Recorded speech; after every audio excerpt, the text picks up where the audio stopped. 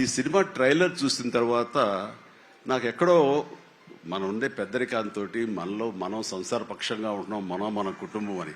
కానీ ఎక్కడో అన్నగారిపోయినటువంటి ఉంటే సరే అది ఆ కోరికలు గబుక్కుని పెళ్ళు బుక్కింది ఆఫ్టర్ ట్రైలర్. మనిషి కొంచెం మోటుగా ఉన్నాడు, ప్రౌఢలాగా అనిపిస్తున్నాడు, కానీ గ్లామర్ తగ్గలేదు, కసుక్కని అనిపిస్తున్నాడు. ఈ అమ్మ అసలు ఇది విశ్వక్షేణ కాకుండా నిజంగా ఆడపిల్ల అయి ఉంటే ఎక్కడో గుండె జారి కొంచెం గల్లంత అయ్యేదేమో అనిపించింది ఆ మురుగు నాకు.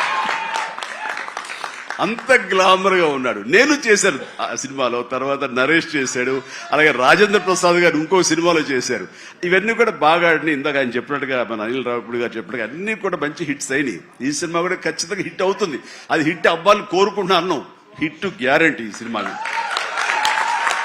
అంటే ఒక హీరో అంత రగ్గడగా, అంత టఫ్ గా, అంత మొరటగా ఉండే మాస్ మనిషి అంత నాజుగ్గా నవనవలాడుతూ ఛాన్స్ దొరికి పక్కన ఉంటుంటే కనుక బుగ్గ కొరికే అనిపించే అంత ఫీలింగ్ ఉంది. అంటే అండ్ డెఫినెట్లీ ప్రతి వాళ్ళు ఆ కోరిక తీర్చుకోవడం కోసంగా, చూసుకుంటూ ఉండడం కోసంగా వెళ్తారని అనుకుంటున్నాను. ఖచ్చితంగా వెళ్తారు, ఆనందిస్తారు. అండ్ విశ్వక్షేణ్ అటు మాస్ గా చేశాడు, ఇటు క్లాస్ గా అమ్మాయిగా రాణించి అలా బాగా చేశాడు.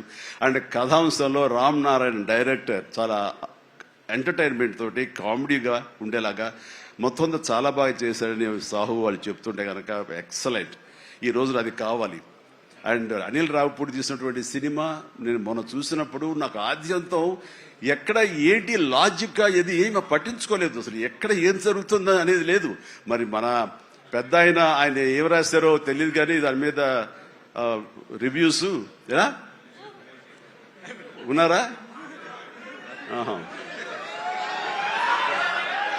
ఆయన ఏం రాస్తారో నేను చూడలేదు, కానీ నా లాజిక్ అది పట్టించుకోకపోతే మాత్రం ఆద్యంతో సినిమా నేను నవ్వుతూనే ఉన్నాను, ఎంటర్ అవుతూనే ఉంది. వెంకటేష్ గారిని వీళ్ళంతా చేశారు. అదే రీతిలో ఈ సినిమా మన రామ్ నారాయణ గారు అదే రకంగా తీస్తారని చెప్పేసి ఎక్కడ ఊపిరి సలుపుకొనివ్వరు, ఎక్కడ లాజిక్ ఆలోచన పెట్టనివ్వరు, బ్రెయిన్ ఉపయోగించనివ్వరు. కేవలం హృదయంతో సినిమా చూస్తూ ఈ సినిమా ఆద్యంతో ఆనందంగా ఉంటుంది, ఎంజాయ్ చేస్తారని అనుకుంటున్నాను.